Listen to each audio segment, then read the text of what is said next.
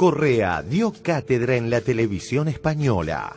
Y no nos referimos al canal estatal ibérico, donde también suele dar cátedra, sino a una entrevista en el canal La Sexta, donde volvió a despejar los clásicos prejuicios europeos con respecto a los procesos de América Latina que no defienden al neoliberalismo. En los últimos años hemos visto cómo al poder en Latinoamérica, en varios países de Latinoamérica, accedían políticos poco ortodoxos, vamos a decirlo así, desde que llegó... Populista. No, yo no he dicho eso. Todo lo que no entiende nuestra élite le llaman populismo. Yo no he dicho eso. Y caer en los lugares comunes, en los discursos cansados de las élites, eso es ser técnico serio. Le repaso. Empezó Chávez en Venezuela, Evo Morales. ¿Qué ha pasado en Latinoamérica? Que se cansó, pues, en Latinoamérica el dominio de siglos de unas cuantas élites. Y esto se exacerbó por la larga y triste noche neoliberal, que fue un fracaso rotundo en América Latina. Nos llevó a la peor crisis de la historia en el 99. La larga y triste noche neoliberal, le llama usted. Empezó desde mediados de los 80 y continuó hasta el principio del siglo XXI y destrozó nuestra economía, nuestra sociedad y probablemente nuestras democracias, porque nuestros gobiernos perdían legitimidad. El pueblo, probablemente lo que le pasa un poco a Europa, no quiero especificar país. Bélgica paralizada este lunes por la huelga general. Protestan contra las medidas de austeridad del gobierno liberal. Entre 2008 y 2013 las ejecuciones hipotecarias en Italia han aumentado más de un 100,8%. Una situación dramática que en 9 años ha dejado en la calle a 110.000 familias. Los griegos están hartos del ahorro. Se trata de los presupuestos para 2015. Contienen recortes drásticos. Los más afectados serían de nuevo los hospitales y las escuelas. Cuando le hemos visto en entrevistas en España, aquellas que han tenido más repercusión han sido las que le ha hecho mi compañera Ana Pastor. No le llame Anita. Yo creo que no estuvo usted muy acertado llamándola Anita. Bueno, con todo respeto, yo creo que también eso es etnocentrismo, porque Anita es una demostración de afecto en Latinoamérica. Presidente, buenas tardes. Buenas tardes a usted, Anita, y buenas tardes a toda España. ¿Cómo entiende que el New York Times, el editorial, después usted es verdad dijo que le habían entrevistado, un editorial durísimo, habla de liderar una despiadada campaña contra la libertad de expresión? Pregúntale al New York Times si sabe dónde queda Ecuador. Bueno, yo creo que en el New York Times, presidente, saben dónde queda Ecuador. Yo creo que algunos no saben ni siquiera dónde queda Ecuador. Quizá no, pero no, entiendo que quien ha escrito ese editorial... Anita, déjeme que le termine. Es que me el editorial, sí, pero déjeme que le termine la pregunta. Mira, el editorial del New York Times... en este oficio es responderle a la gente, no a los medios de comunicación. Ustedes se creen propietarios de la opinión pública. No, ustedes son propietarios de opinión publicada.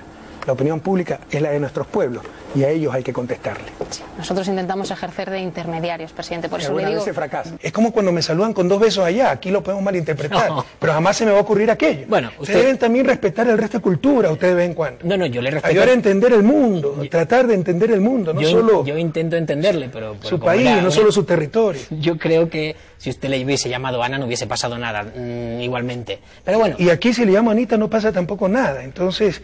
Tenemos que tratar de entender las otras culturas. Presidente, ahora precisamente el programa que viene es el de Ana Pastor. Si quiere usted darle paso directamente, puede hacerlo.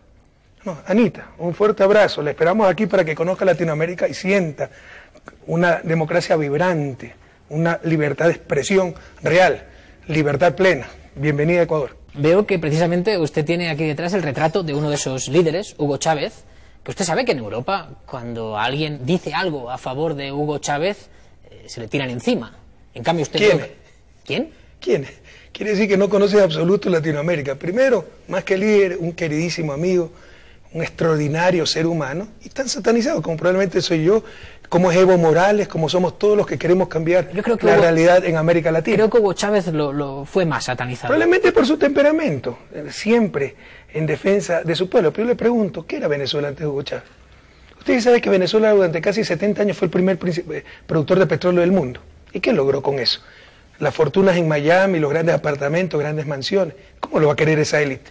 Y esa élite es la que maneja los medios de comunicación, que tiene ascendencia y parentela europea, que probablemente es accionista de los diarios también europeos, etc. Es difícil luchar contra esas campañas mediáticas, desinformativas, pero nosotros seguiremos haciendo lo que tenemos que hacer. ¿Qué era? La gran pregunta para España y Europa. ¿Qué era Venezuela antes de Hugo Chávez? Usted tiene un programa de televisión, creo que los sábados, en los que yo le he visto allí, bueno, lanzar duras críticas según qué periodistas de... ¿Y cuál es el problema?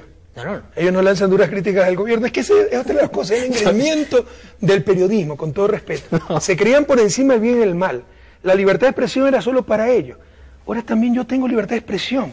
Ellos pueden decirle lo que crean al gobierno. Yo diré también lo que creo de los medios de comunicación. ¿Dónde está el problema? Lo que yo le decía era simplemente... La sociedad debe aprender a dejar de tenerle miedo a ese poder inmenso, sin límite, que se llama poder mediático, uno de los grandes desafíos de la humanidad. Es más, deberíamos preguntarnos si una sociedad se puede llamar verdaderamente libre cuando el derecho fundamental a la información está en manos de negocios privados con fines de lucro, y que en el caso latinoamericano son propiedad de media docena de familias de muy dudoso proceder. Me gustaría enseñarle cómo reaccionan los dos líderes de los dos grandes partidos de España, del PP y del PSOE.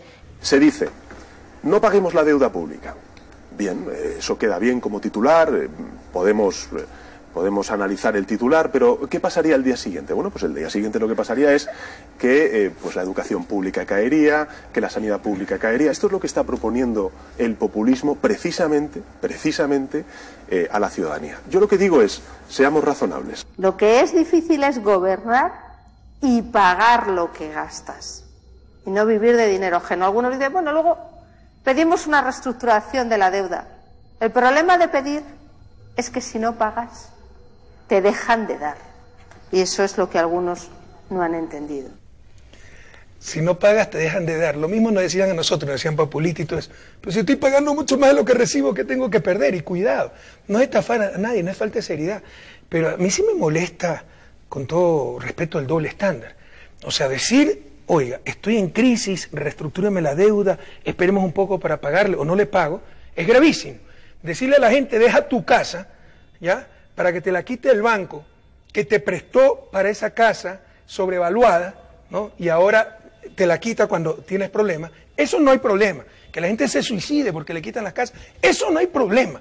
Pero que quedemos mal, entre comillas, frente a los banqueros internacionales, en sus cócteles, el Fondo Monetario, frente al capital financiero, eso sí es terrible. Esto es pura ideología, esto no es técnica, no es nada. Si no hago esto, me van a decir populista, que no digan lo que quieran, pero aquí en Ecuador actuamos en función de la gente, no del capital financiero. Soy lo que dejaron, soy toda la sobra de lo que se robaron, un pueblo escondido en la cima.